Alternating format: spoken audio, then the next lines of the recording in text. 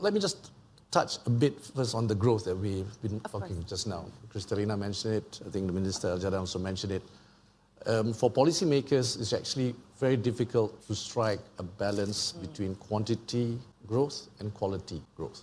And for us, we need to ensure that growth is sustainable, growth is inclusive, growth is equitable, and also growth is resilient. And because all these factors will ensure there will be global prosperity and global stability, and we touched on that, right?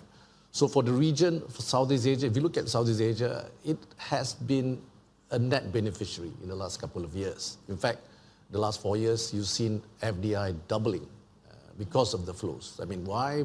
Perhaps it started with COVID. There was concern about supply chain resiliency, supply chain security, and then there's issue that you just mentioned about China, the strategy of companies, strategies of industries, where there's the China plus one, and we've seen that as well. And ASEAN being very neutral in many of its position, has been attractive for many institutions and companies to relook at strengthening their supply chain. Right?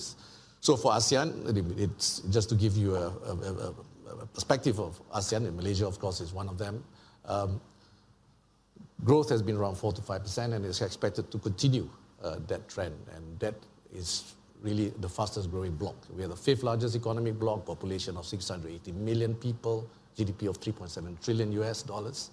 And we, as a member of ASEAN, also recognize the importance of the growth to be inclusive. Right? So one growth of one ASEAN nation should not be at the expense of another.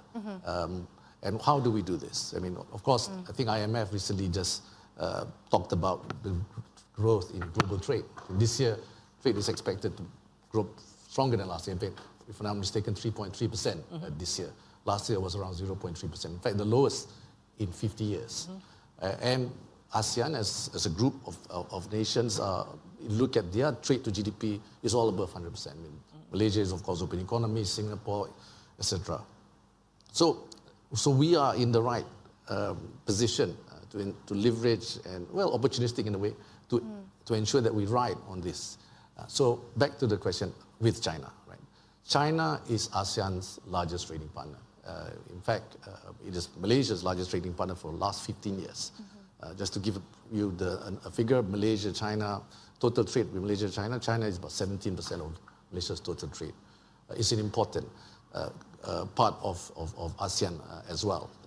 And if we look at Intra-ASEAN, which is again important because as economies within ASEAN integrate better, deepen further, that will bring stability as well. So unfortunately for ASEAN, intra-trade within ASEAN is around 22-23%.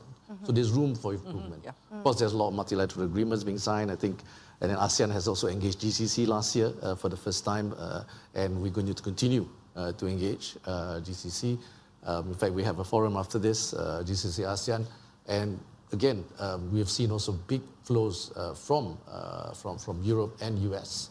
And for us, we need to ensure, because when I talk about quality and quantity just now, what we're seeing is that quantity of growth, I mentioned 4 to 5%. Malaysia last year was around 3.7%.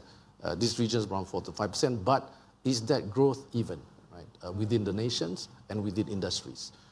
So when we look as policymakers, we have our plans, but again, like Mr. Al-Jada said, it's all about implementation, it's about execution. So let's look at industries that around ASEAN.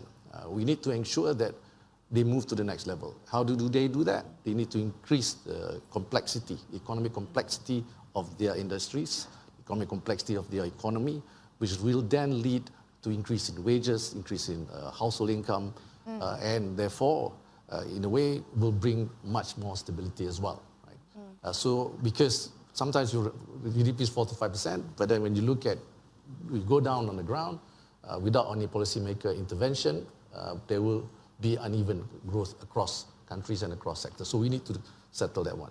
The other one, I think you mentioned about technology, innovation, that's going to be key for the region as well, because to ensure that, from a perspective of Minister of Trade, not only physical infrastructure is important, but also digital infrastructure. Again, some countries are in a stronger fiscal position, and as you mentioned, we were also affected by COVID, given the fiscal space at that time was utilized quite fully, in fact, by some nations.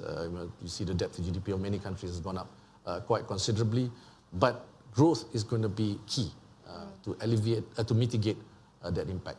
So to me, we need to ensure the economies continue to grow, that the growth definitely must be more even, sustainable, and finally, like it or not, the region also needs to ensure that to achieve sustainability, you need to also embrace the green economy.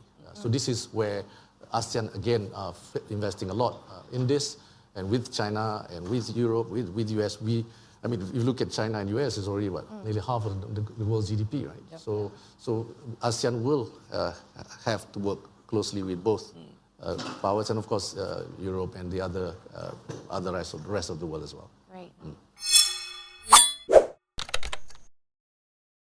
Can I expand a bit about what Kristalina said about trade?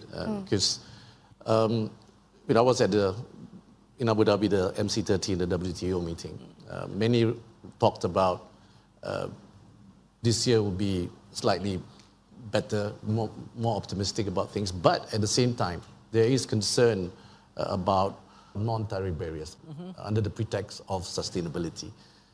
There will be socio-economic impact if that transition towards sustainability using trade parameters, where, for example, a country that may not be ready to meet the conditions of sustainability through capacity issues, not just monetary issues, but you need capacity building at the same time, then you will see that growth that we're talking about today will not be an inclusive one.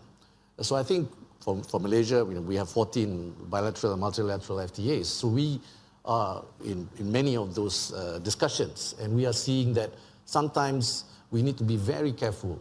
You talk about, yes, supply chain resiliency, supply chain security, and therefore you have in fact, sometimes very explicitly trade barriers, but the non-trade barriers also increasing, right? And this will affect the quality of growth that we want to see, because we are seeing more and more countries, especially developing countries and LDCs as well, finding it difficult to meet those standards, and it will have an impact to them. I'm not saying that they shouldn't aspire to meet, but I think the transition to meet that standards has to be done equitably. And you need, again, the more developed nations to be also participating in this.